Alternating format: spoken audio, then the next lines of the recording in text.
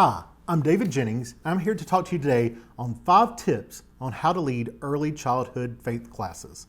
Now, when I say early childhood, we're talking about babies through 3 or 4 year olds, younger preschool. But listen, these tips can be used in any part of the church, and I'm just excited to be talking to you about what you do.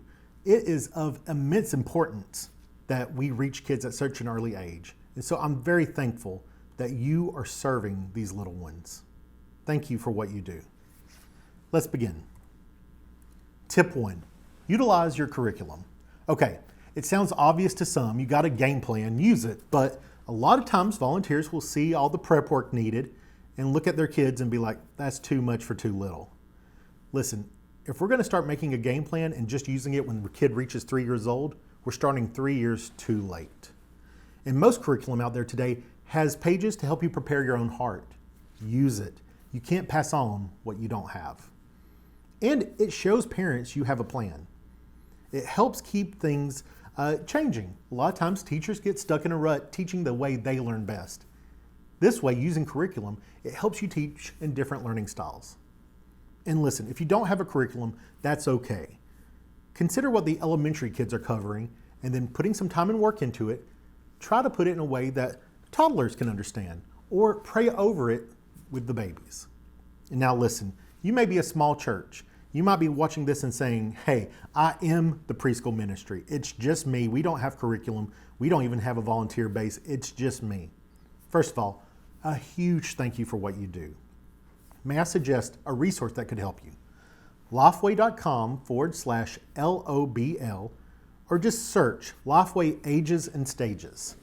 It's material that breaks down what kids can learn at what level in their life. And it has things all the way from birth. So just get this or look it up online, and that will give you some concepts that you can start to pray over and just say in a gentle voice over those kids. It's a start, and it'll be a way to change their lives forever. Hold on, I'm sorry. Forgive me. Yes. Okay. Yeah. Okay. Well, in case you haven't guessed it by now, our second tip is eliminate distractions. Did you think that I was just getting a message there? And how did it feel? Yeah, it felt a little off, right?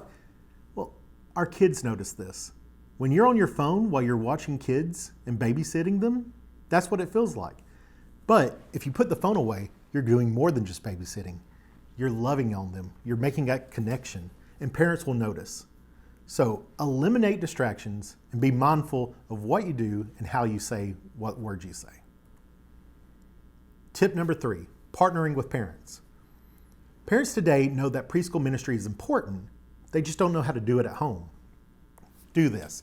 Take your hand and put it flat against the table or your leg. And let's say you can move your ring finger up and down, and that represents planting the seeds of faith in the lives of children. Great, right? Now, your middle finger, being the tallest and biggest, represents the time parents have with preschoolers, obviously the most time. So what if we lose that and we don't utilize that? Put that underneath your palm, get rid of it, and now try to move that ring finger. Yeah. It's a lot easier to move kids toward faith when the parents are helping. So here are some rapid fire tips to help you partner with parents. Greet parents by name at the door. Come to them, don't let them come to you. Take their prayer request. What if you built a relationship with them and now they know someone is specifically praying over them and their child? That's huge. Suggest, but don't force resources that can help, like our previous Ages and Stages book that was mentioned. Send encouraging text in the middle of the week. And bonus points if it connects to what the lesson was about. Don't give them a hard time if they show up early or probably more likely show up late. You know, we do know churches where community is built, and sometimes there are some goofy conversations happening about the football game or where they're going to eat. But sometimes it can lead to serious conversations and decisions being made.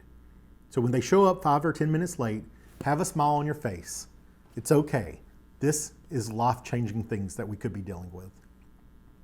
Send birthday cards, not only to the kids, but to the parents as well. Review what you did in class and share what they can do to continue it on. whether it be a song that you sang to the kid, or maybe it's just here's a way you can pray for your kid in the following week. It helps them see that what you did was more than just babysitting and equips them to carry it on in their week. Tip number 4, use the senses.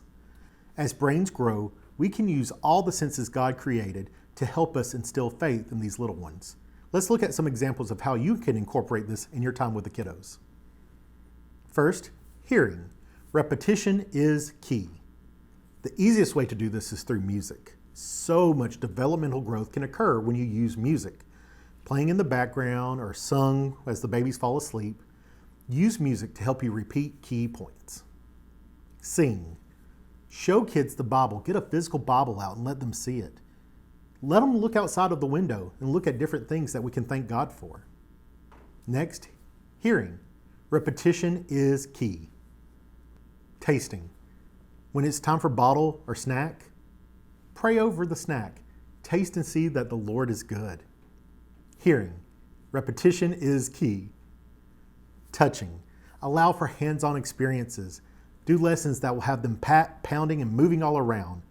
A loving touch that is secure but not overly firm can do wonders for a baby. Next, hearing. Repetition is key. Smell. Scratch and sniff stickers are the best. If you're doing a lesson on creation and how God created everything, get some flower scratch and sniff stickers and let the kids smell it. And finally, can anyone guess what's next? That's right, be flexible and ready for change when toddlers want to do something new.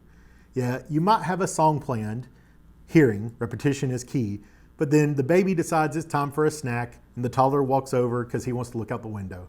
It's okay, be prepared for unexpected changes. The final tip, Sunday school adoption. It works well in our church and it's just a suggestion for yours.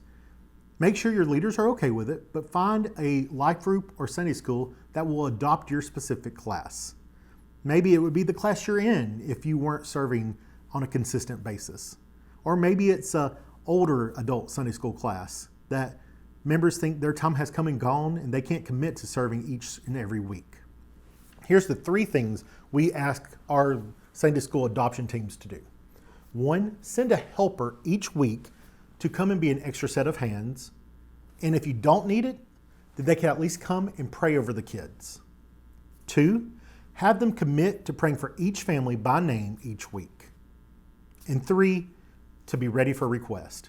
If we need some cookies for a party, Grandma's on it. If we need an old man in a Bible time outfit, they got the robes. They're ready to do those requests so you're not running around on Sunday morning trying to fill in the gaps.